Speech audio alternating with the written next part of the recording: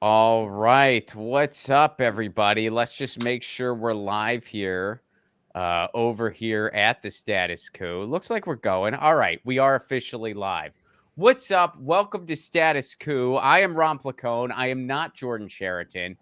Jordan made a person. Him and his wife made a person, and he's working on a book. So he's going to be away for a little while. And you're going to see more of myself, more of Tina, more of Status Lou, more of Steve. And yeah, we'll be holding down the fort. The date is Tuesday, November 22nd. We got some holiday festivities a little later. But first, we got a very, very special guest. I'm excited to catch up with this guy. He is the co-host of one of my favorite podcasts that sometimes I'm even lucky enough to write for, which is really, really awesome. I love it when I get to do that. He's the co-host of the Dollop podcast. Please welcome to the show, Mr. Dave Anthony. Dave, how's it going, man? Hello. Good to see you, dude. Good to So, see you. let's start with I know it's been a few weeks, but I haven't spoken to you since it's happened. I kind of just wanted to get your take from the midterms. Was there anything that surprised you? Anything you're optimistic about? What's the Dave Anthony assessment? I mean, I thought they get beat a little more. I mean, they did. I guess they kind of lost the way I thought they would. Like, I didn't. For some reason, people thought they were going to get cleaned in the House, and I don't know. Like they lost. Like I don't. They were acting like they didn't. But even if you think you're not going to lose, well, then it's great. Or if you think you're going to lose and you lose, that's actually not a victory. So We didn't lose as if bad. you're if you're like Iran and you go to play England in the World Cup and you lose, you're like, yeah, we lost. It wasn't. We thought we were going to lose and then we lost. And that's what happened to the Democrats. They didn't lose the Senate, but I never. The Senate always seemed to be like a toss up, so they didn't lose it. Hmm. So that went as expected, and then they lost the House, which they're very excited about. So I just kind of stared at it all, and I don't watch mainstream news. Like the only time I watch CNN or MSNBC is to just see what the idiots are saying during something like this. Hmm. And man, I turned it on and they were just doing cartwheels and saying, this means Biden has to run again in 2024. Oh This my is such a god. big victory for Biden. It's like, it literally has absolutely nothing to do with Biden. The people on the other side are complete psychopath fascists. So people don't want to vote for them. And their only choice in a lot of cases is a really bad Democrat. So Right. they chose the bad Democrat. It's not a big victory for Biden. I just hear that and I'm just like, do anything you can to not have him run again. He can't fucking run again. Do you think No they're matter gonna run what. him again though? Yeah, now I Yeah, think they I do will. too. That was just watching the narrative on NBC. MSNBC, you can see what's the Democrat spin going to be from this election, and that's the spin. Like Joe Biden had an amazing victory, and it's like that's not what happened at all. When he beat Trump, that wasn't what happened. It was just not Trump. Oh, This is the totally. same thing. This is the same thing. It's like not Lake, not all these crazy, Republicans. That was it. You were just choosing not them. Well, that and I think another big thing was that I think like Roe v. Wade was just such like on the Hmm. minds of so many voters. So Yep. right after their win that was actually a loss, the first thing Biden said was, "Yeah, by the way, we're not going to do anything about Yeah, that. you can't do Thanks." that. Sorry. The thing we were talking about, what are you We gonna can't do? do anything about it. He already We'll just use them said everyone. again for the next election, so that'll be convenient. Exactly. Exactly. Keep voting and we might be able to do something. Mr. Reach across the aisle can't get one Republican Can't apparently. nothing. And he did the pot thing that was just bullshit. Yeah, And he did the loans, student loans, and that was just that was nonsense. bullshit. Yeah. Like everyone knew it was going to be overturned because of the way he did it. And today he sent out letters saying he can't do it, and that's that. So they should just change their name to Betrayal because They are the party of betrayal. They should just do that, and the Republicans will be fascist, and they'll be betrayal, and then we can all Well, they're move just forward. they're the Washington Generals of politics. Like they're just like they're not actually trying to win. They're not actually trying to govern. They're just I sort of actually I disagree. I think they're trying to really win. I think they're really fucking bad. I think they don't know how to govern or how to do anything. They want to hang out with and make phone calls to rich donors. They right. want to chat. They want to go to basketball games with rich donors and sit in the suite. They want to do all this shit, but they want to win. Like they want to be in charge. Well, they want to win as far as like. Well, let me put it this way. I would say priority one is let's keep the donors happy, and then priority two Yes. is if we can win while keeping the donors happy, just for appearance sake, great. But as long as the gravy train keeps rolling, we're fine. I don't look. I think if you're talking about against the left, yes, but I think they want to beat Republicans. Eh. So very much so. I think they very much. That's just inherent instinct. I just don't. I think that people don't want to really say they are this stupid and this bad at everything that they aren't, because if you say they're not trying to win, you're kind of giving them an excuse. And I think they're really dumb and bad. I think they're a tremendously pathetic party who are really incapable of doing anything. Like they've I also agree they with all put that. themselves in a place. They put themselves into a place where they have to keep the donors happy and they have to keep the voters happy. And it's literally like they always like it's a big tent, and the response is it shouldn't be. That's the worst way. That's the worst thing you can have in a political party is a giant tent. So you have socialists and capitalists in a tent. How's that going? It's not a thing. Like so inside of our tent we have tons of fighting and everybody hates each other. That's our party. Like okay, it's a great tent. And then you're just like, why is your party like this? Well, have you seen the other guys? What are you gonna do? Yeah, Go over there? they're monsters. You're like, oh, okay, so I'll stay in the tent with all the fighting instead of the cage where they eat you. Okay, yeah, cool. I think we're drinking the same water. Do you have the caffeine? The Yeah, the caffeinated water? caffeine one. Yeah, This is the best thing that's happened to me in a long time. they are pretty dope. Because you're not drinking a Coke with all the sugar in it, which just makes it always tons of sugar has always kind of made me out of whack. So once they come up with this, I was like, oh, this is it. Yeah, This is the jam. you get caffeine, and it's also like a nice bubbly water. Have you ever had Yeah, they make a black cherry coffee flavored one? Have you ever had that one? black cherry coffee. Yeah, dude. I have not seen that one. Oh, I would dude, you do gotta. that. I forget which brand makes that because my wife always picks it up, but I'll find out. And I'll text it to you. Those are It my sounds favorite. and that sounds like they're just getting close. Now they're just getting back to coffee when they're doing that. I love it though because it totally. If you don't just want a straight up cup of coffee, which sometimes I just don't want that, it gives Yeah, you like kind of like a nice little like coffee tinge, but it's still like just bubbly water, and it's yeah, that's my favorite.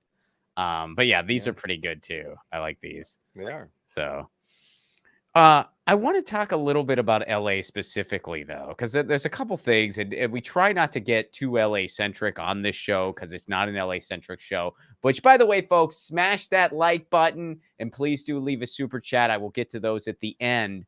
But I think there's a few things that are going on in LA right now that I think kind of warrant some national attention. But first, I want to just talk broadly and ask you generally, like, was there anything in LA that kind of stuck out to you? Were there some things that you were a little happy about? How you feel about Karen Bass? Like, Ugh. I mean, it's a fair response. yeah, she's just such a disappointment. Like she's always been, a Democrat, but she did the tack to the center crap. Yeah. That she left a lot of people, a lot of black, specifically women. I noticed in politics who have been working towards, racial justice and BLM stuff and bail reform. She literally stopped talking to them, and they had been friends for Mm. these people had friends with her for 20 some odd years in politics. She just iced them out. So that gives a pretty good indication of what she's going to do and who she who she's cozying up to, right? So she's cozying up to probably developers and that sort Yeah. of area, which is always the problem in LA is developers. So not, look, it's better than Caruso. Well, yeah, Caruso, that's what I was just obviously, about to say. I'm like, for that very reason, I was a little relieved when she won, just because of yeah, what the alternative was. Because I yeah. mean, But here we are again. My wife is like, so my choice is between Hillary and Trump, and I'm like, yeah, basically, that's kind of pretty much, yeah, no, what that's we're pretty back much what it to. was. It, yeah, but I mean, I gotta say, I was pretty. For me personally, Kenneth Bahia's victory, like, dude, I actually sat down Right. and did the math on this. So for me personally, and maybe this is the same case for you actually. This was the first time in my life, like in as long as I've been on this planet, where somebody I supported from the beginning, i.e., like the Yeah. primary, won. That's never happened to me before in my life, ever. It never happened to me. So I had that happen with locally, Nithya, Nithya, okay. a couple years ago, Hugo, Mhm. this time, and also him, Ken, the guy we're talking about. So you got 3, man. You're So I crushing got it. three. I've gotten You got three. It's 3. very, very interesting to get. I've gotten on board right at the beginning with all those people. I think people should understand it's not going to happen nationally. This is where you can win your battles Right. locally, and you can totally take over the city councils and then just drive the rich people crazy. Well, that's the thing, man. I mean, people ignore local politics so much, and you always have to point out, you know who doesn't ignore local politics? Developers. Like, At all. because they know what they Yeah, can do. They they probably know. don't even bother voting nationally half the time, but they don't Yeah, miss the local election. They know what they can do. ever, ever. They never do. And they run everything. That's why everything's so bad in cities. It's the developers. But so I wanted to show people something. And then what's your take before we get into Canada specifically? What's your take on everything that's going on with Kevin De Leon and the rest of those folks involved there? Well, they're completely corrupt and in bed with all the developers. What's her name? Nuri. Nuri, yeah. She's the one. She's the one that got ousted for being Yes. the most racist of the Out three. of all of them. Yeah, so she had no choice because once like Biden came out and the governor came out, like your whole party is turned against you. Now De Leon is a trip though, right? So Yeah, that he guy, won't go. So here. I want people to check this out. So for those of you who don't remember, there was an incident where there was some racist audio that leaked between Kevin De Leon and Nuri Martinez, and Kevin De Leon still has not stepped down, and they're literally shutting down all city council meetings. Here's footage Mhm. from a city council meeting today, where, by the way, they're voting to give the police even more money. That's one of the things on the agenda. Uh, and there's riot cops in City Hall, folks. And there's people yelling.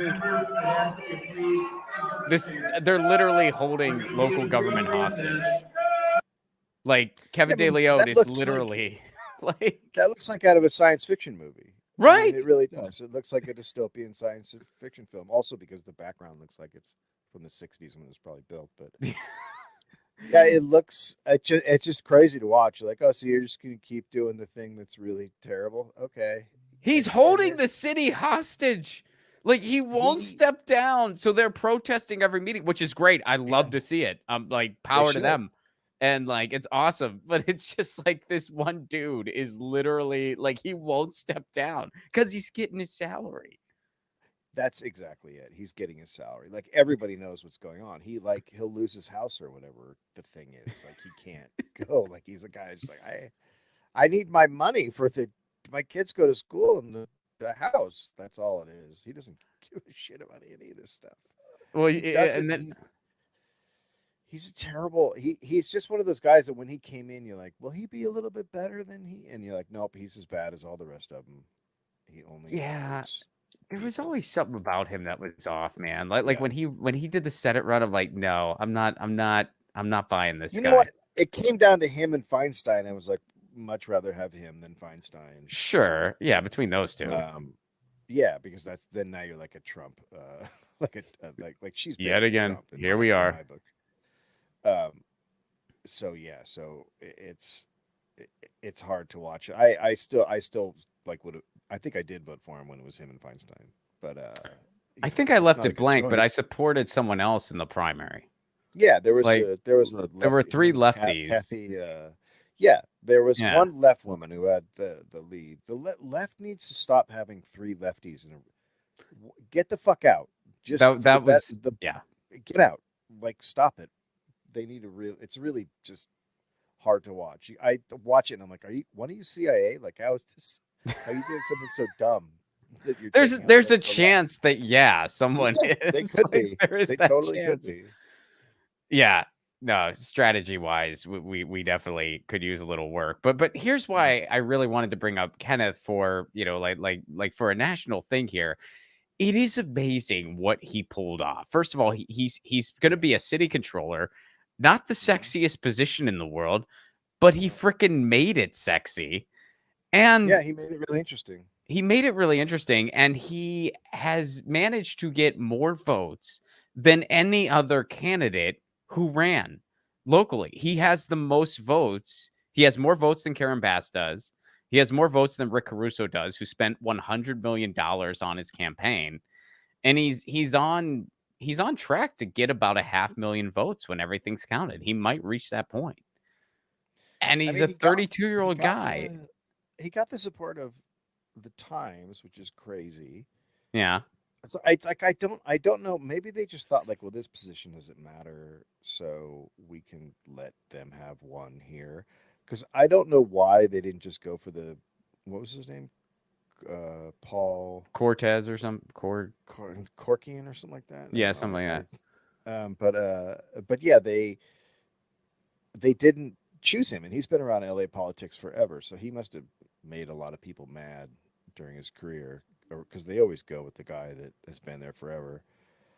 So it's very weird because Kenneth I don't think, maybe they don't think he can do a lot of damage, but I think just based on, he put out a tweet today that was like, this is how much money is going to the cops and everything else. And you're like, well, that's terrible. Like, so he's he's going to be a constant source of information that's just going, so this is where your money's going, and it's really bad. And it's just going to make people upset because they're not going to do anything. I don't think they understand how much of a problem this will be for them, because you can't have a guy constantly pointing out how you're misappropriating money and not have people get mad at you. No, I mean, totally, man. And I think, but I do think part of it, like you said, this was just a battle they didn't really pick. They were just kind of like, I mean, how often do they pour a ton of money into a city controller race? They weren't going to start now. So yeah, I mean, they didn't even give Christy Smith money up in the 27th, so they're not going to pour money into this thing. So it's to the point where even The Intercept has done like a profile on this. Again, a guy running for a local seat, but this is being covered because it really is amazing how housing activism powered Kenneth Mejia's Los Angeles elective victory. Mejia, a housing justice activist and CPA, was elected controller by channeling the energy of young protesters into electoral politics. They're pointing out how he won in a landslide, how he had all of these billboards that everyone saw. He had an amazing campaign on TikTok and on the ground. Oh, and it was the Koretz. I think it's Paul Koretz is the guy that he beat. And that guy was in, like you said, Dave, in LA politics forever. Yeah. Did a big smear campaign against Kenneth Mejia. It fell huge. flat completely. It totally failed. It was such a failure. But I remember watching people talk about it on the LA subreddit and stuff. And I'm like, what do you, they were like, he came up with conspiracy theories about Biden. And I was like, what are they? And they turned out just to be like him saying like, yeah, I think he sexually assaulted Reed. Like he just affirmed what he thought was true. And I'm like, that's not a conspiracy. That's someone looking at evidence and making a decision. I'm sorry you don't like it because you're a Biden person, but that's the reality. Is that someone could look at the evidence and go, yeah, that looks like he did it. I believe this person. That's a conspiracy. So then they framed it as conspiracy. So I would go in the subreddit and mess with those people. Like, Can I have the link to your conspiracy? Here it is. Okay, that's not what your link says. So. It doesn't mean what you think it means.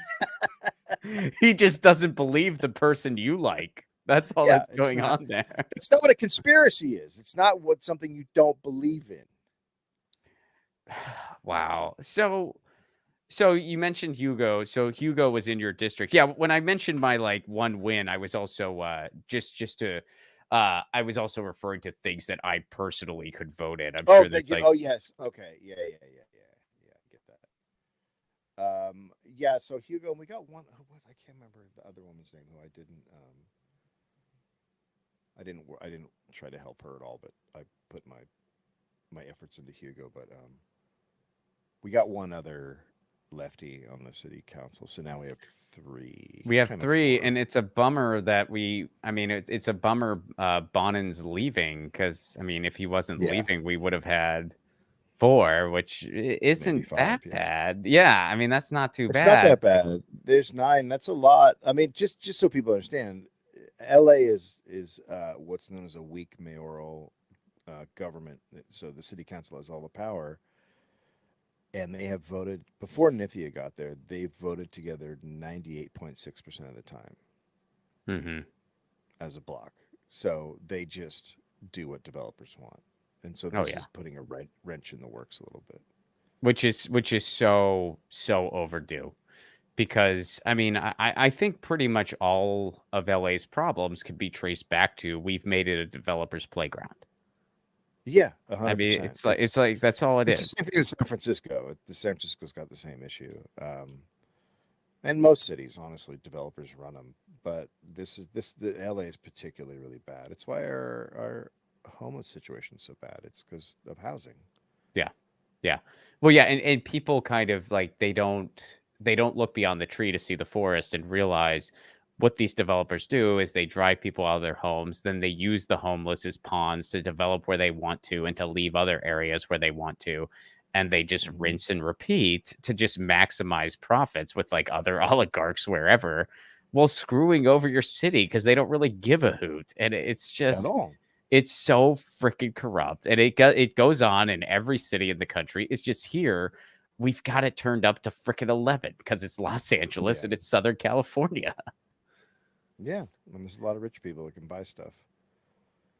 Yeah. So I wanted to talk about Twitter a little bit with you. How have you been enjoying the Musk takeover? How's it been for you?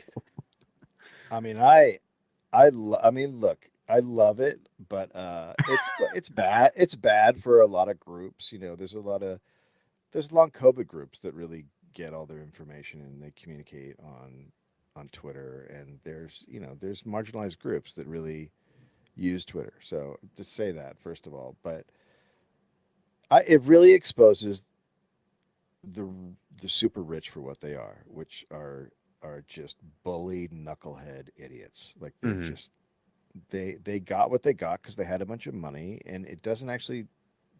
You don't need to be really smart once you have a bunch of cash. You know, he sues people like crazy. He's a bully. He brutalizes workers. Like, this is who he is, and so now he's showing who he is, and everyone's like, "Oh, that's not great." I'm loving the greatest thing about it is just watching the Tesla stock price just plummet, just absolutely plummet, because he's coming up against a very tough time when all the other car companies come out with EVs, and he's doing this at the worst possible time. It's exactly what he shouldn't be doing. He should really be, kissing the ass of his base, which are liberals in the suburbs buying his cars. Right. And now he's pissing them all off on Twitter every day. Like, there's nothing more you could do to upset liberals in the suburbs than to bring Trump back on to Twitter and give him a voice again. Like, they're all going to be furious with you, and they're driving your car. And the next time they'll go, what other EVs are out there? It's kind of weird because every time I turn on Twitter, it's, they have the what's happening little panel, and a lot of the times it's just right wing. There's like 2 things trending that are just right wing. Today, mRNA, that's still trending. And that's not what's great about our vaccines. It's saving tons of lives. That's all these idiots just putting out lies because they can now, because no one's going to stop them. And so it's just I went through it and I was like, this is just all garbage. Yeah, I mean, I've noticed that the like what's trending panel, and I think it's supposed to be unique to the user, but I've noticed that like my panel is like not as useful to me as it used to Yeah. be. It used to No, yeah. actually kind of be news. Like you could kind of see what was going on a little bit. I mean, it wasn't like a go-to thing, but it was kind of like a convenient launch pad where it's like, oh, this and this and this. Why is this trending? What's going on here? And Yeah. you could kind of like use it as a starting point to kind of absorb your news for the day. Not anymore. There's a bunch of No. random just kind of buzz hashtags that are trending. Like it's almost like it just doesn't even work as a tool in that way anymore. And like I randomly saw this was today, randomly the LAPD was trending for me and I was like, "Oh, well did something happen?" And it I wasn't. It have was that just right now.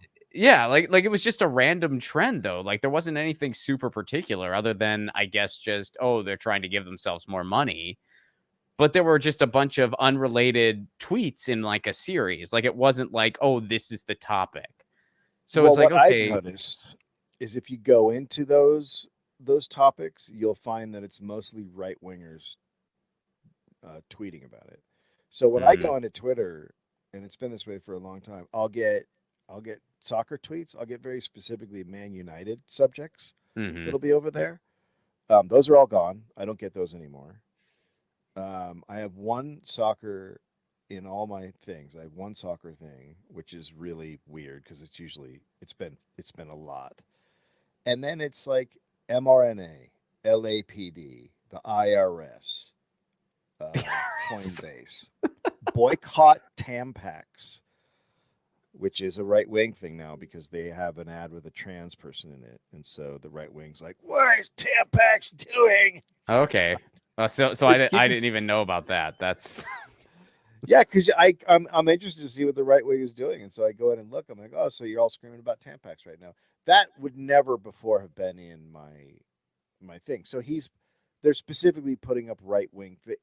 They're driving the whole site to be a right wing garbage festival, and it's mm, good. People like us, we're just gonna be like, I don't want to go there anymore because it'll be like being on one of their little offshoot social media sites. That's what right. he's Well, doing to it. He's that's what turning he's it into just doing.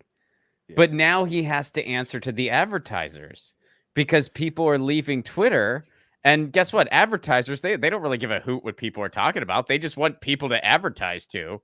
So, like, if a bunch of It's not users are going to even, bail, you know what? It's not even that people are leaving. They are the reason that the free speech fight happens, which is basically them banning people on Twitter, is because advertisers are like, I actually don't want Cheez Its to be right above what's up with the Jews. I actually don't want to get a right. screenshot of Kanye saying something about the Jews next to Cheez Its. People take that screenshot and they send it to the company and they go, "What are you doing?" So they literally don't want their name next to terrible stuff, which is what happens in Right. these ads. The tweet above yours is some guy saying something terrible about trans people, and then your product, Ford. Well, they don't want that, so that's why they're all bailing because Hmm. it's a bad thing. So, because people, the number of users isn't going down because of the World Cup and because everyone was interested in what Elon is doing. Like it's a train fire. Like you're watching it and you're just like, wow. So all these advertisers have left already, and now we're getting these terrible ads. Like I get the one I pointed out the other day was a walking stick that turns into a baton to hit people with, which is illegal in California, but you can buy it because they sell it as a walking stick, but it's a weapon. So the Oh, quality of man. stuff they sell is going down, down, down. And I made the joke. I'm like, pretty soon I'm going to be selling gold, and someone's like, I just saw a gold ad. Like it's like the whole. He didn't know what he bought. He doesn't know what this is. He thinks everybody with the free speech thing, cool, free speech. They don't have free speech in Germany. Germany's actually doing far better than we are as far as a country goes. There's a lot of countries that don't have free speech. It turns out they're doing much better than us. So you kind of have to if you're a free speech absolutist, you kind of have to explain to me why that works, and we're in such a terrible condition and they're not. But the bigger thing is, if you're a free speech absolutist, now Twitter doesn't exist in Germany, in Japan, and the Netherlands, and France, because they don't allow you to say all the stuff about Jewish people and trans people and everything else. They will shut you down. So he's creating free speech on this site. He's eliminating 90% of his audience. Yeah, I mean, well, he actually isn't too, because he'll ban people for making fun of him and stuff like that. But like, Yeah, no, he's a bullshit free speecher. He's the right. classic victim right wing guy. But he is allowing people like Kanye, and although Trump isn't coming back, but Trump and Jordan Peterson, and people have been banned for saying really terrible stuff. They're not, they have laws against this in Europe. Specific laws and regulations. Well, that's why I would actually, in response to that, I wouldn't say they don't have free speech. I would say their free speech laws are different than ours. Correct, but our free speech law is anything goes. Basically, there's a couple things here and there. Yeah, I mean, we shouldn't. I agree with not allowing Nazis to have a microphone. I don't think it does any good, because their whole thing is to use free speech to kill free speech. So you're allowing someone to use free speech to kill it, and I think that's a bad idea. Well, we have law. I mean, you can incite violence, so it's like, I mean, we do have free speech laws. I mean, I mean, it'd be a pretty heavy lift to say, well, who has the best free speech laws? I wouldn't put it like, oh, they don't have free speech. Their laws are just different than ours. I'm not saying they don't have free speech, but they don't have ours is slander away. Make up all the lies you want. They don't allow that in a lot of countries. So it gets very, very complicated for these people to propagate their garbage. And they learned that because they had this thing, it was called World War II. I've heard of it. Actually, they underwent what the Nazis did with free speech and using speech, and they decided to alter their laws based on that. So that's, I guess at some point you have to have a genocide, and then you go, oh, wow, my God, we got to change things. But whatever you think of free speech, and you can hate my argument, that's totally fine.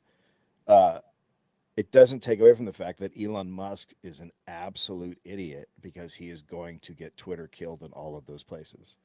No. I'm with you. And I don't hate your argument. I just, like, when I hear those buzzwords being thrown around, not by you, because you actually know that there are laws around this stuff, but sometimes when people say things like, I'm a free speech absolutist, it's like, well, what does that mean? Because you're saying that, like, in your mind, you think that means I can say whatever I want and there's no such thing as any consequence. That's not what free speech is. We have laws where there are certain things that are not protected. Obscenity is not protected. What determines obscenity? Well, that's complicated, but there are laws around it. You can't defame somebody. There are consequences if you're found guilty of defamation. Now, Alex Jones just found that out. You can't incite violence. So it's like, you hear a lot of these people using these buzzwords where it's like they have no idea what that actually means. And Elon Musk is an example of somebody who has money and is demonstrating he doesn't know what it means. Yeah, he's actually really dumb when it comes to this stuff. It's also like, this is Twitter. It's not. There's no free speech world here. It's a private company. Like, I know people always get mad at we've seen YouTube shut down a ton of leftists and writers. Like, that's what they do. And the argument was always like, well, if they shut down the right, they'll shut down the left. No, what happens always is a war happens and they shut down the left. That's all of American history. A war happens and the left gets crushed. That's what they do. They shut down every mode of communication you have. So it has nothing to do with what they do to the right. But the problem isn't that YouTube is censoring people. The problem is that there's only YouTube. Right. Absolutely. That's the government. So they're private companies. They get to do what they want. Like, Twitter gets to go and shut down whatever they want, and then we all get to decide if we want to use it. Like, that's but what sucks is that they're also monopolies. Like that's the Yeah, thing. It's like that's the they're problem. also the only game in town. So it's like, well, shit. This is not. I mean, the problem with Twitter is though it isn't a monopoly. It's just better than all the other ones because I'm sure Yeah. you've checked out Mastodon and the Hive, and they have these other ones, and they're not as good, and they also haven't. It's a very Mastodon's complicated, dude. Yeah, it I'm is. having a hard time. I use it, but I don't quite know what I'm I don't doing. know. I haven't I gotten on Hive yet. Are you on Hive? no, I haven't gone over there yet. But it's all very like Twitter went through a very long process of figuring out the limits and figuring out the lines, and most of that came from advertisers pushing back, not people getting mad. Like people get mad at Alex Jones, but at the end of the day, Nabisco doesn't want an Alex Jones tweet next to their product. That's really all it comes down to. It's very bad for business to have screenshots of that stuff. So, so that they pushed back, and advertisers are the ones who did all this, and that's where 90% of the Twitter profit comes from. So now Musk has chased them all away. Like Yeah. Yeah. And it's like it's over. I don't know how it survives.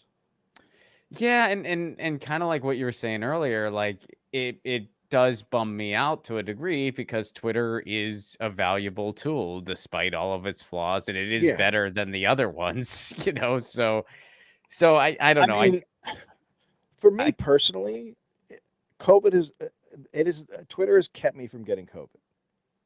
I have not gotten COVID. The scientists that I read, they put up polls recently, and like 65 to 70% of their followers have not gotten COVID.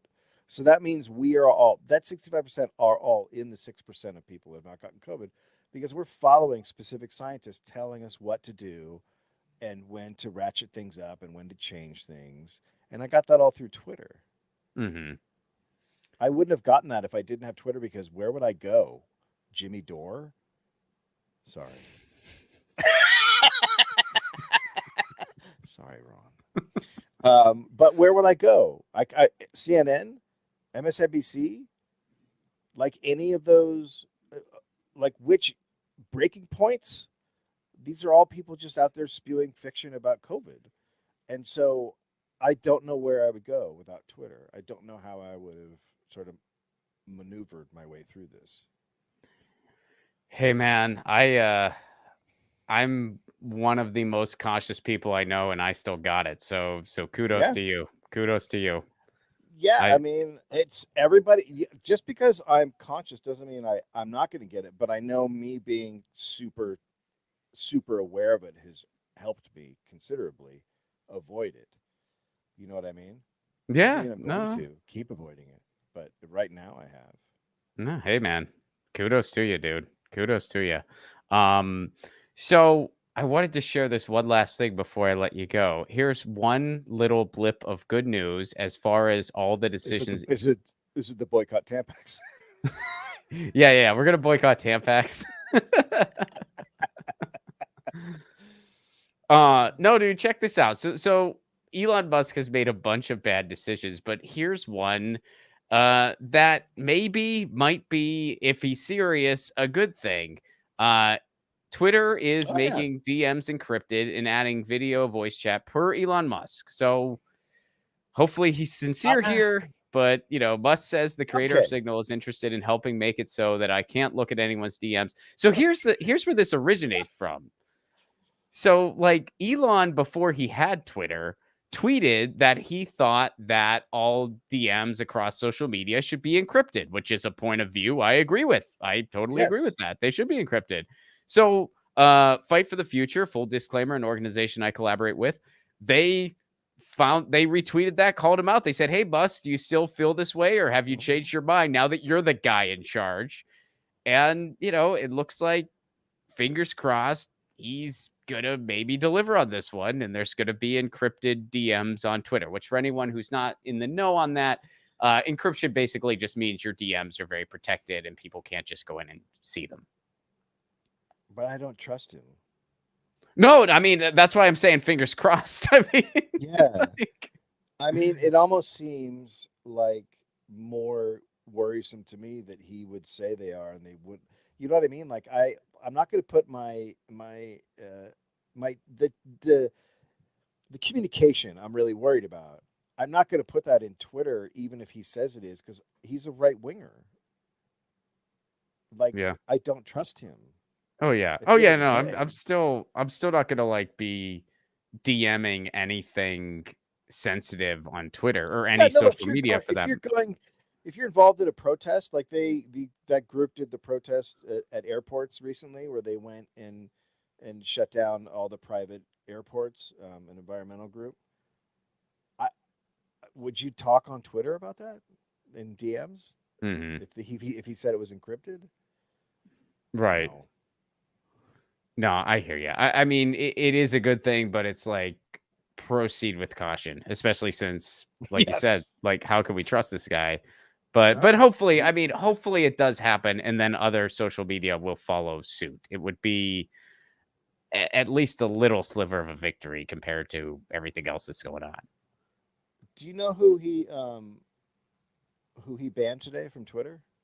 No, I think it's the John Brown Gun Club, but it might be another one, a socialist gun club really? who go to BLM meetings armed and go to trans events armed. That's who he banned today from. Really? That's who he is.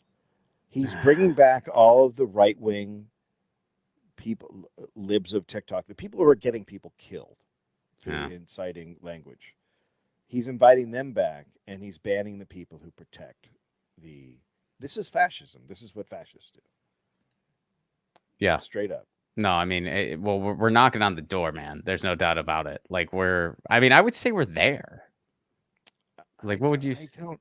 It's such a complicated argument because the people who sort of study this stuff say, well, we don't have the street violence, the brown shirts, right? Because both Mussolini and Hitler had that, but I'm just like, I don't know if there's a difference between that and cops.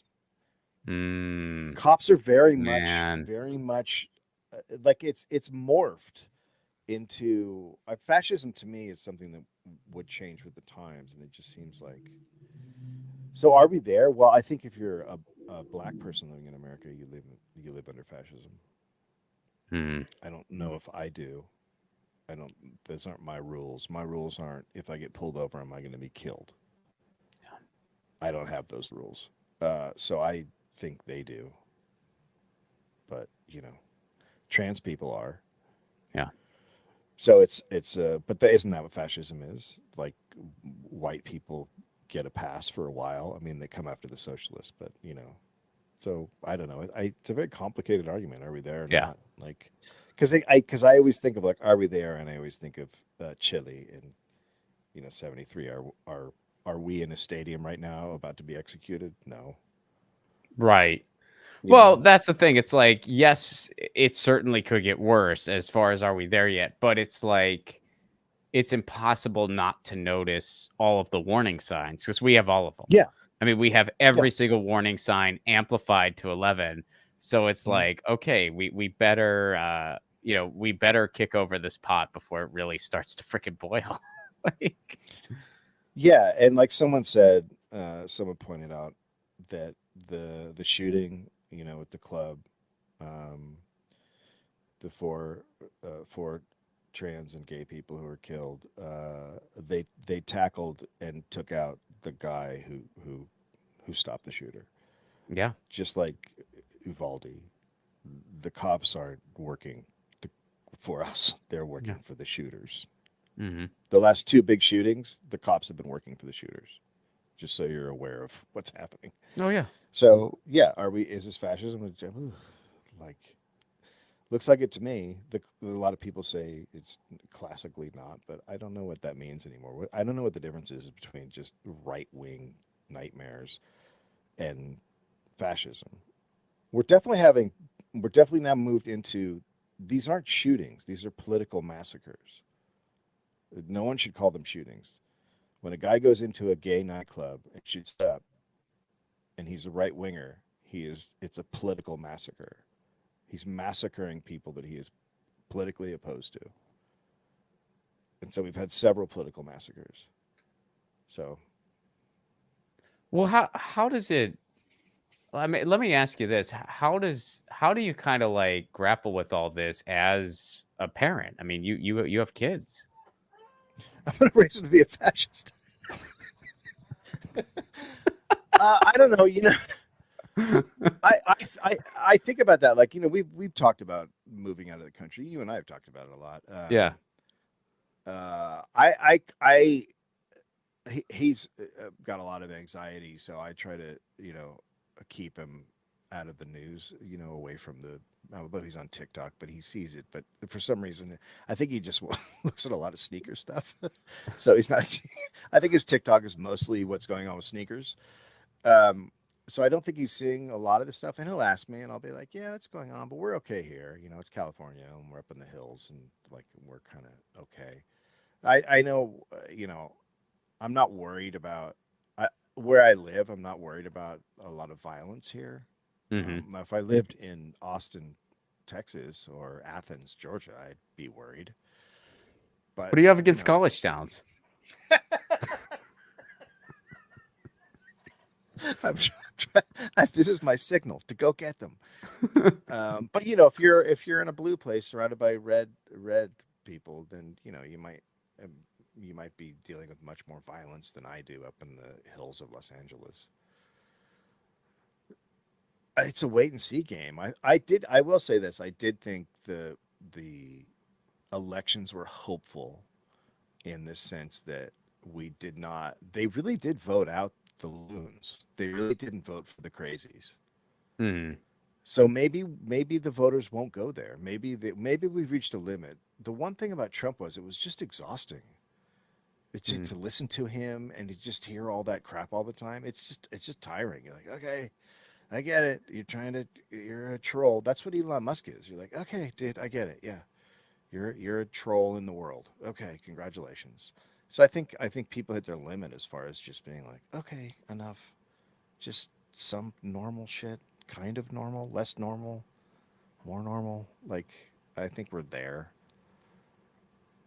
I don't I don't I don't know. It's super complicated with the cops. The whole fascist thing is just complicated. Yeah. Yeah. If they decide to turn on us, what do we do? I mean, if they really decide to turn on us, because they are salivating to kill us in the streets. They're Right. salivating.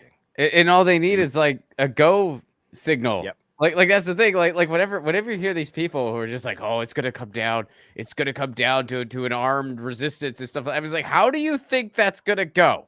They have the most powerful military in the world, and they have an armed to the gill police force that loves to kill.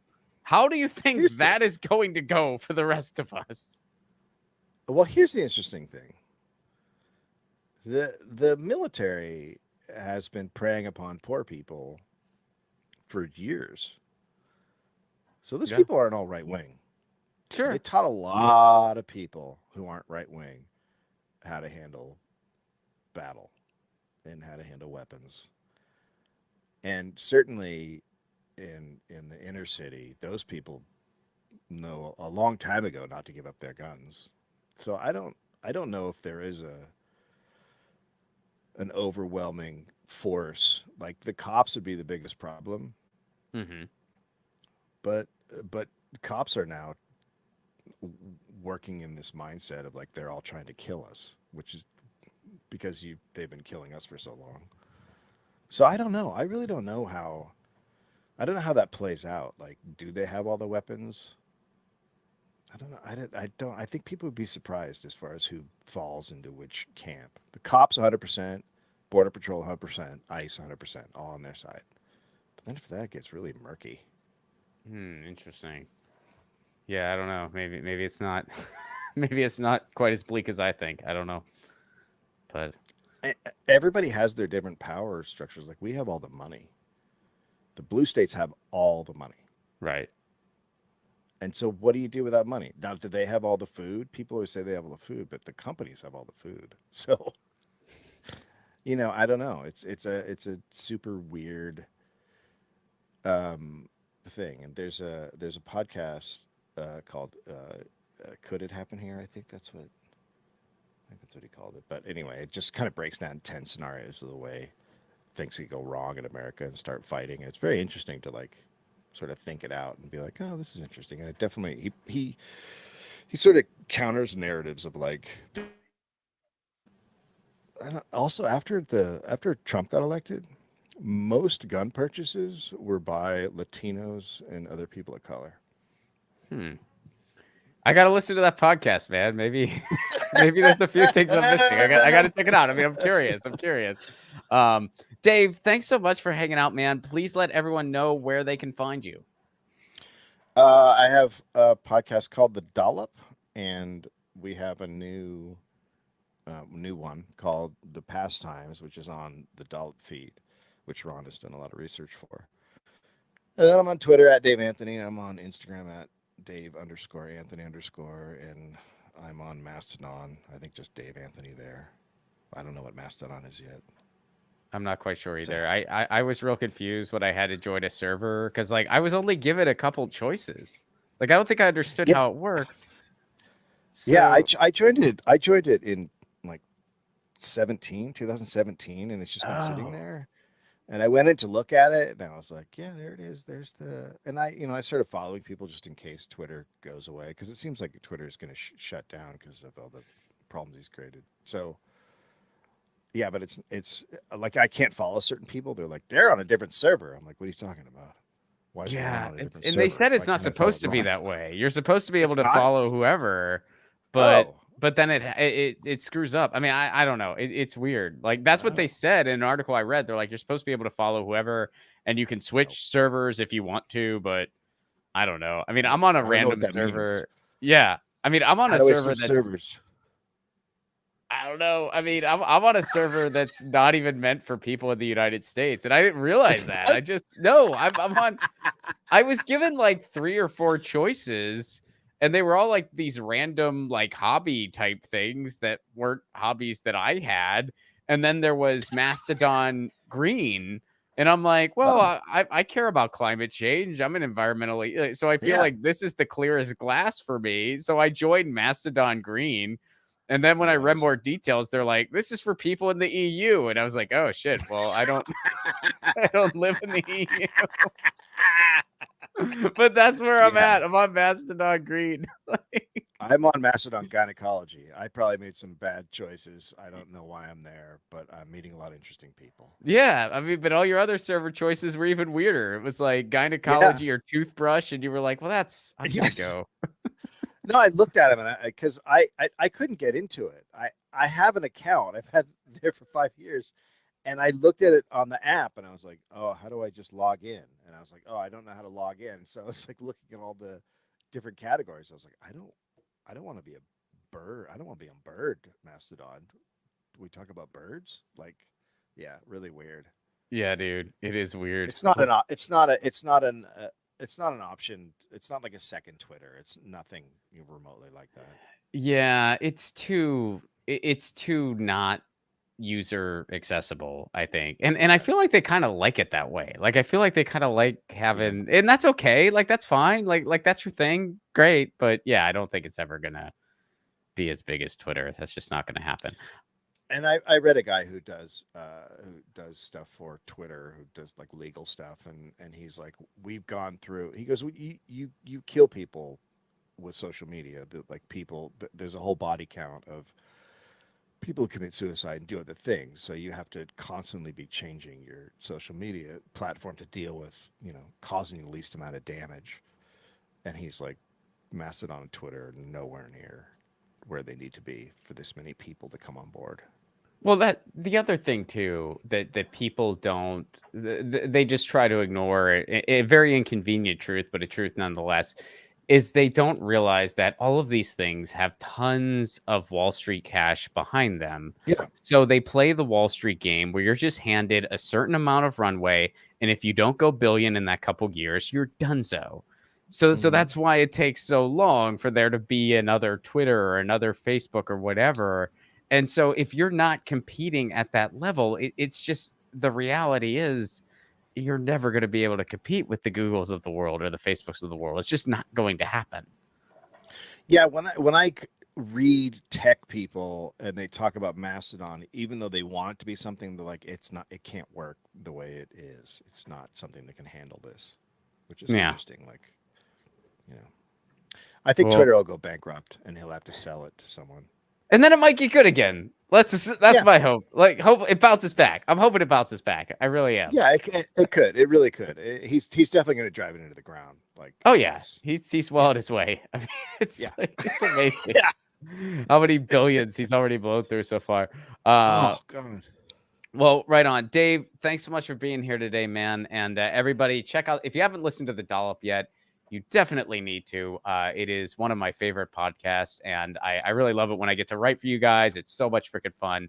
And yeah, everyone should check that out. And yeah, Dave, thanks for being here, man. Good seeing you. Thank you. And Ray asked if this was a Bruins hat. Yes, it is. Oh, nice. I actually didn't even notice that. I'm a Pens guy, but my wife is Bruins. So we're a house divided whenever those two teams play. Oh boy. Yeah. Yeah. You guys are killing it though. The Bruins? Yeah. Yeah, you guys are, I mean, could be your year, dude. I mean, they spanked the Pens the last time they played them. I mean, I was just watching it with my wife. No, other Bruins. UCLA Bruins. Oh, I was going to say that doesn't look like any Bruins hat I've ever seen. All right. Are you a hockey guy? I don't think you are, because I think we've talked about this before. Yeah, I'm a Kings fan. Yeah. Oh, you are? Oh, okay. All right. But but football is your main thing. Football. Soccer. Soccer. Yeah. Soccer and college baseball. Those are my things. You played in college? No, I didn't play, but I'm just a big fan of college baseball. Oh, okay. Right on. Cool, man. Yeah. All right. Sorry. Wrong Bruins. But did you go to UCLA? No, I went to UC Santa Barbara, but I root for both of them just because UCLA is a half-hour drive to watch games, so it's just easy. See, I'm actually kind of excited because UCLA just joined the Big Ten, and they haven't officially been able to leave. Oh, really? Oh man! They so have I to didn't get realize approval. That. They have to get approval from the Pac-12, and the Pac-12 hasn't given it. Well, I went to IU, so I mean, even though they're not much to write home about as far as their football program, I was still really excited that IU might be playing close to me, once every other year soon. And I was like, I'm totally gonna drive out to Pasadena for that game. That'll just be a great time. They'll probably get killed, but like it'll still be fun. I'm torn because I love the fact that they're part of the Pac-12. Like I like West Coast baseball, but then also I was like, wow, some cool teams could come to play. Oh Texas. yeah, dude. Like, yeah, that'd be fun. Yeah. Right on, man. Well, go Bruins then.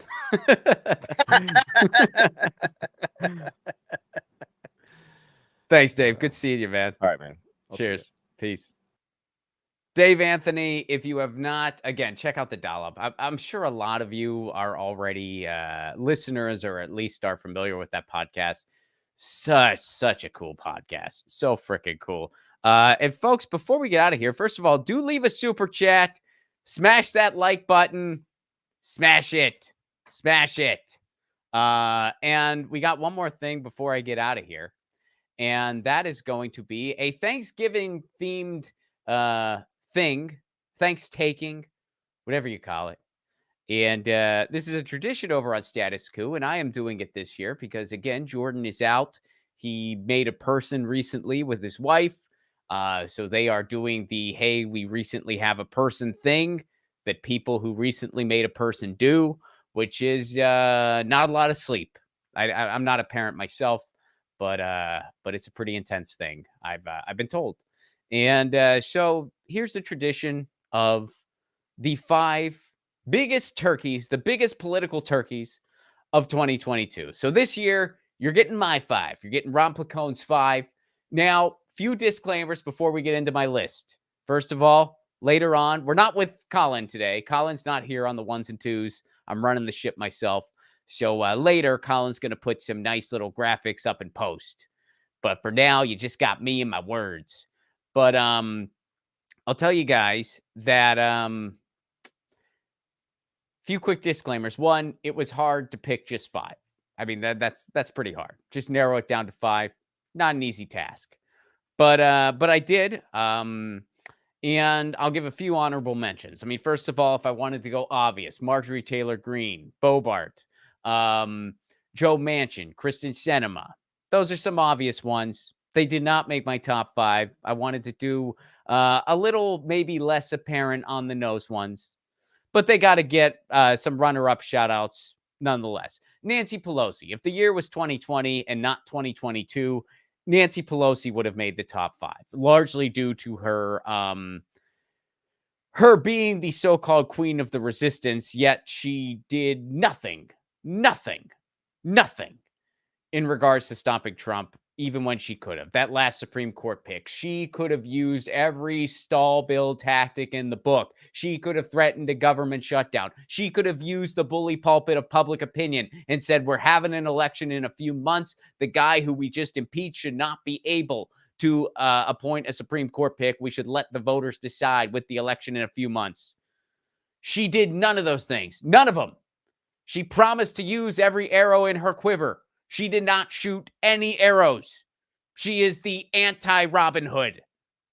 No arrows were used, and she robs from the poor to give to the rich. So she would have made the top 5 if it was 2020, but it's 2022. So here, in no particular order, are my top 5 political turkeys of this year of our Lord 2022. Okay. So first, I'm just going to go in order where I have these, but I am going to skip around. Number 1, Matt Gaetz. Matt Gaetz out in Florida. Now, Matt Gaetz is like if a Taco Bell rapper fucked an STD. And he has the politics and the personality to go along with it. Now, we can start with the moral component of Matt Gaetz being accused of having sex with a minor and trafficking minors across state lines. He is accused of both of those things. Nothing's been proven beyond a shadow of a doubt yet. Personally, he strikes me as somebody who is likely guilty. But again, that's just kind of my personal assessment of it through listening and making a decision.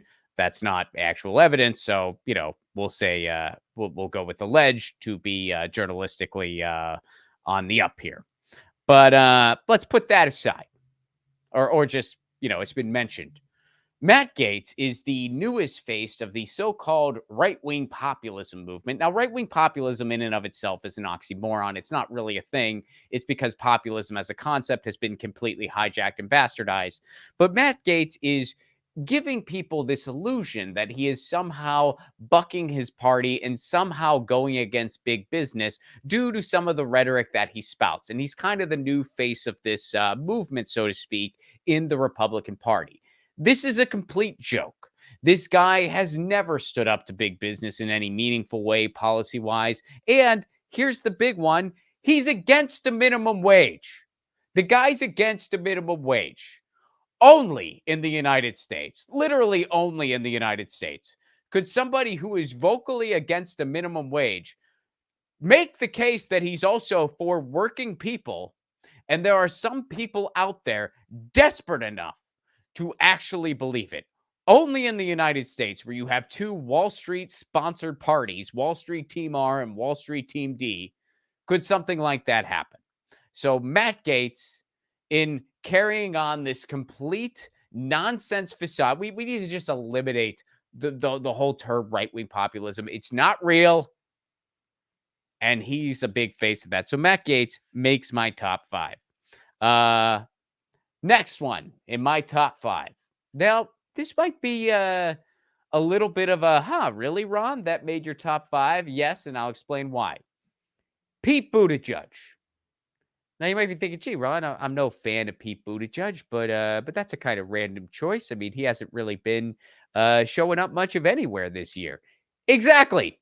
He's the Secretary of Transportation. And where has he been? Frickin' nowhere. Our supply chains are still a frickin' trade wreck. Where's Pete Buttigieg been? Now, I know you're probably thinking, gee, I figured his experience being mayor of a small town in Indiana would have made him completely qualified for Secretary of Transportation. But it's not working out so great. Color me shocked. And also, speaking of the silence of Pete Buttigieg, where has he been in regards to this rail strike? Where has he been when truck drivers and cement workers were striking in Seattle and Teamsters and truck drivers were striking in Massachusetts? Where has Pete Buttigieg been politically on any of this? He's been completely absent, or we know where he's been. He's probably been on the wrong side of a picket line. But here's the main reason. The main reason why Pete Buttigieg made my top 5. Pete Buttigieg put forward an idea. He wants to privatize all of our roads in a means-tested way, privatize all of our roads and make them all toll roads. Now, this would cripple the working class. This would cripple logistics. Touring performers like me would be completely screwed. This is literal definitional fascism, because it's literally marrying the corporation and the state, taking all of our roads, handing them over to corporate private entities, and allowing them to profit off of it. And what do you think? You think they're going to put all our tolls back into the road? Spoiler alert, they wouldn't. So that's Pete Buttigieg's plan. And that's why he makes the top 5. You know how Obama put a nice, happy, smiley face on Reaganism? Pete Buttigieg would put a nice, happy, smiley face on an Ayn Rand dystopian hellscape. So that's why he makes the top 5. Next on the list, Chuck Schumer. In the year 2022, Chuck Schumer manages to successfully look like a narc at a 1920s jazz club. I'm going to bust these musicians for the pot if it's the last thing I do. But why did Chuck Schumer really make my top 5 this year? Well, Chuck Schumer, being in charge of the Senate, has stalled on bringing 2 prominent antitrust bills, to a vote. He has stalled for months and months and months. It's a campaign that I'm personally a part of, and it is stalling these antitrust bills that will start reining in big tech, which in turn is stopping other antitrust legislation as well, because it's not front and center on people's minds. And he's done his part installing the FCC pick, Biden's FCC pick. Why is he doing all this? These antitrust bills have strong bipartisan support. They'd be a win with voters. Why is Chuck stalling all this? Well, because he has a daughter who works at Amazon and another one who works at Meta, which is Facebook, and they're lobbyists. He has tons of conflicts of interest with big tech, and that is why he makes my top 5. All right. Next, Joe Biden. First of all, Joe Biden is the president. And I'm pretty sure there's at least 2 days a week where he himself does realize that. Joe Biden has pretty much fallen short on all of his weak and meager promises. He did nothing in regards to a minimum wage. He expanded fracking where he said he wouldn't. He passed an infrastructure bill that was crumbs with multiple poison pills. He couldn't even get his FCC appointee approved, largely because he didn't care. He had this crumbs of a student loan forgiveness package that was set up to fail in court and has since failed in court. He did all this while handing a blank check to Ukraine and counting.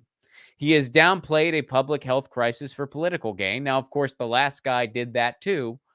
But once again, Joe Biden is president right now, not Donald Trump. If you watch too much MSNBC, you might not know that. But Joe Biden is, in fact, the president. Joe Biden failed his way into the presidency, and it really freaking shows. And we are in a contemporary moment where our climate is collapsing, and we have Rip Van Winkle meets a parking ticket in charge. So Joe Biden, definitely making top 5 with flying colors. Last on my top 5 political turkeys of 2022, and this is last but certainly not least, Ron Desantis. Those of you who hear me here on Status Coup, you know that I consider Ron DeSantis the most dangerous person in American politics. And you think, gee, Ron, he kind of has the presentation of Frankenstein and he speaks kind of boring. Is he really that dangerous? Yes. You know why? Because he puts a reasonable spin and a reasonable face on horrible, atrocious policies that are literally trying to exterminate groups of people. Oh, and by the way, he has some people convinced he's some sort of free speech edgelord. Meanwhile, he's trying to outlaw protesting. This is who Ron DeSantis is. He is a theocratic fascist, but he is a competent one. And he is on the hunt for power, folks.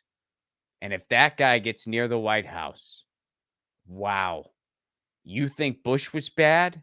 You think Trump was bad? Ron DeSantis?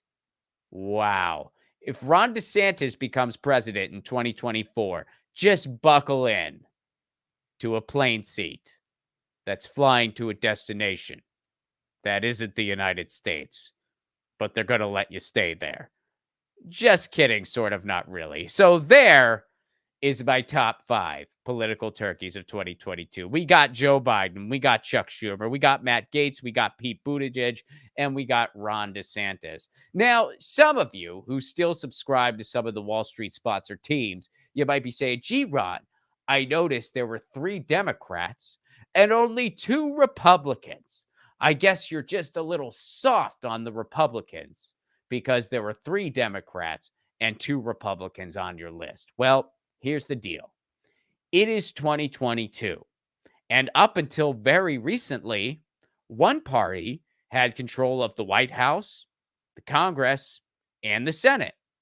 It wasn't the Republicans. So it would make sense that when you only have 5 spots to give, if one has to have 3 and one has to have 2, it would just make more sense that the party that has control of all those houses would get the 3 and the other would get the 2. When it's the other way around, I'll have 3 Republicans and 2 Democrats, at which time people can accuse me of being too soft on the Democrats and too hard on the blah, blah, blah, blah, blah. You get the idea. But there is my list, folks, for 2022. Top 5 political turkeys of 2022, according to myself. Now, let me go to the super chats here. We got a couple. Keep in mind, folks, I'm kind of doing it myself here, so forgive me as I scroll a little bit and I'm a little slow with things. Oh, by the way, a couple quick calls to action before we get to the super chat. We did mention how Elon Musk is supposedly going to deliver on the promise.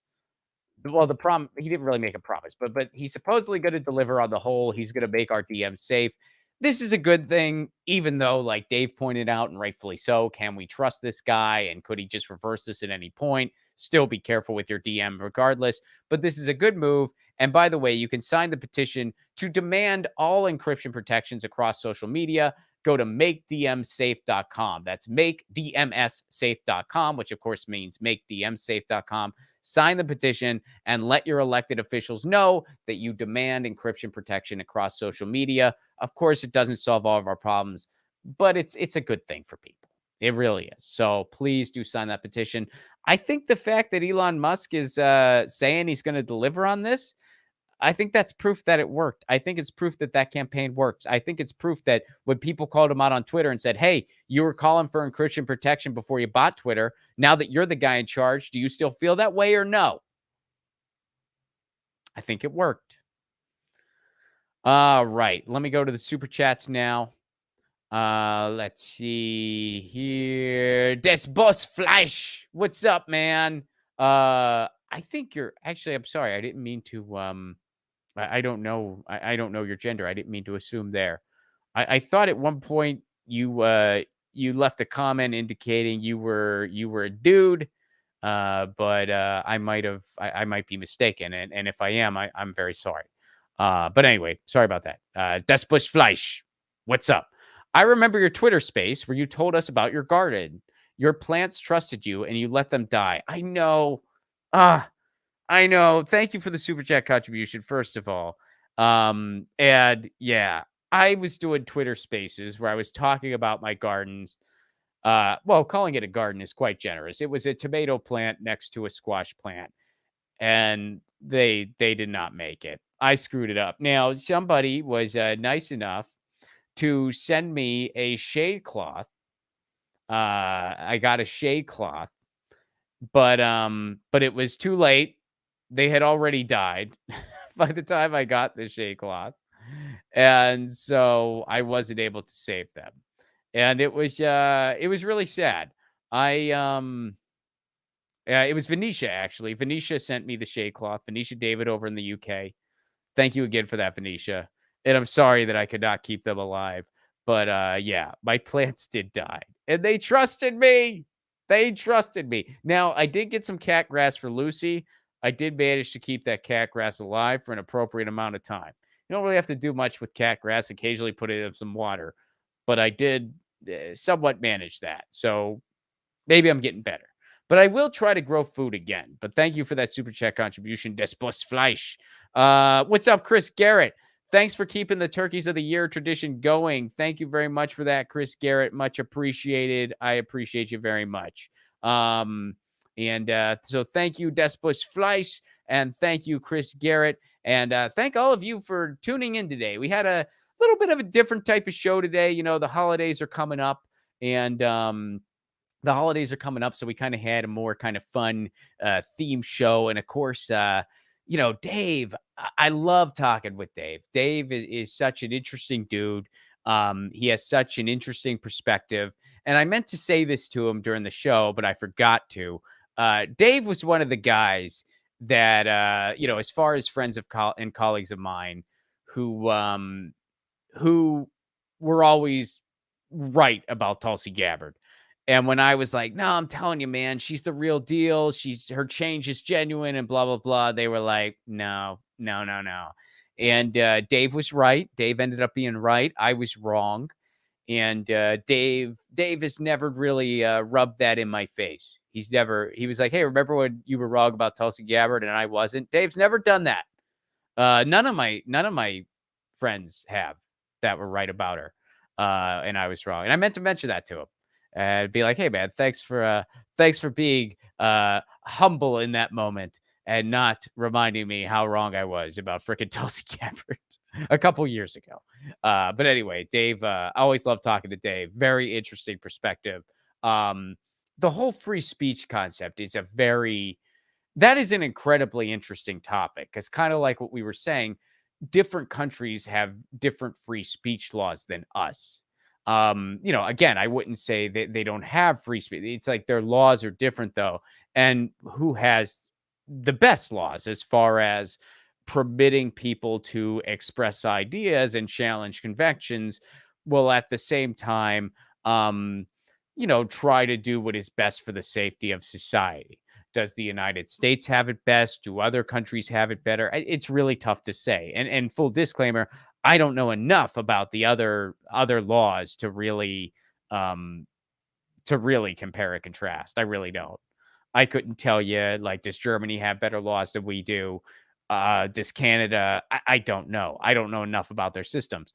I actually think that our free speech laws are pretty good. I think the list of stuff that we that we do not cover, that we do not consider free speech, is a pretty good list. Now, of course, there's a lot of room for interpretation, and those are interesting conversations to have. Anyway, Venetia, you gave us a super chat. Oh, thank you so much. And again, thank you for the shake lot.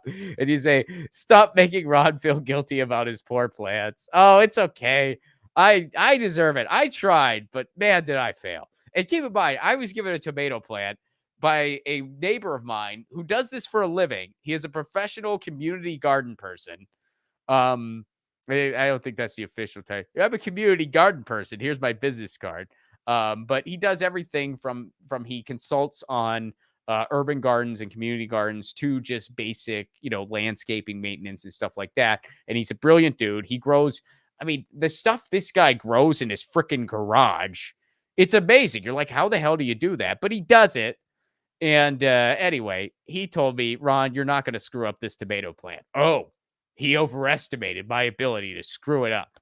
I screwed it up all right.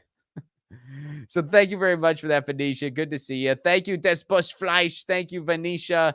And thank you, Chris. Good to see you all. And happy holidays to everybody. We're not going to be here on Thursday. As far as I know, Kim will be doing an episode tomorrow for Status Coup. I have not heard otherwise. But I will not be here on Thursday, Tina and myself, because it is the Thanksgiving Day here in the United States. And we're not sure what we're going to do with the holiday week. We might be coming at you Friday instead. It kind of depends on what's going on with the schedule. But you might see Tina and myself on Friday. If not Friday, definitely next week, where I believe the fill-in schedule will continue. And right now, you're seeing me on Mondays with Tina, Tuesdays solo or with a guest, and Thursdays again with Tina. And then, of course, Wednesday is Kim. And Friday, I think, is typically Steve Grumbine, although that might be different this coming week with the holiday. We'll see what's going on. But I believe that schedule will be continuing up through next week. Please do smash the like button. It's still not too late. Smash it. Smash it. And, folks, I'll let you know I do have some tour dates. Without Colin, I don't get that cool graphic that he puts up for me, which is a bummer. But I got some tour dates. January 28th in Tucson, Arizona. It is going to be a stand-up show and a screening of my short film Loner. You can get tickets at romplacone.com. Use the promo code Lucy at checkout for a discount on tickets. That's an early bird / holiday special. Romplacone.com. Lucy at checkout. Tucson, Arizona, January 28th. February 10th, Los Angeles, California at the Glendale Room. My first of 3 shows. I'm doing a residency, working on my 2023 hour. First show is February 10th. Second show is April 14th. Third show is May 12th. That's all in Los Angeles, California at the Glendale Room. Those are Friday night shows. You can get tickets at romplacone.com. Cheap shows. If you're planning a weekend in LA, plan it alongside that. You got plans for Friday night. Come on out. Have a good time. Say hello. So that's going on. And February 17th and 18th, I'll be doing shows in San Diego. Those are both Friday and Saturday night. Go to romplacone.com for all those tickets and details. And folks, this has been Status Coup. If you are able to support on-the-ground journalism, you can do so at statuscoup.com/join. When you join Status Coup, you are helping to fund on-the-ground journalism. You're helping to send Status Lou to different locations to cover strikes and protests and elections and campaigns and movements. And you interview people. You are sending Jordan to Flint, Michigan to cover the water crisis there and elsewhere. You are sending Tina to different events in Southern California and elsewhere, doing on-the-ground investigative work on extremist groups and on events. And you get the idea. You're funding independent grassroots journalism. That's what your membership pays for. It allows Status Coup to do what we do here. So, folks, thank you for tuning in today. I've been Ron, filling in here on Status Coup. Shout out again to Dave Anthony for joining today's show, and check out his podcast, The Dollop, if you haven't already. It is one of my favorites. And romplacone.com for all those tour tickets. And you know the drill. I wanted to say Lucy says meow, but I'm like, well, I shouldn't do that. This is, but Lucy does say meow. I say peace, love, and a general strike. And this is Status Coup signing out. Let me make sure I got we are good. And thank you again, Venetia, David, and Chris, and Des Bushfleisch for the super chat contributions today. If I do not see you guys on Friday, I will be seeing you over on my show, Get Your News On with Ron, on Sunday. And, of course, next week here at Status Coup as well. Peace.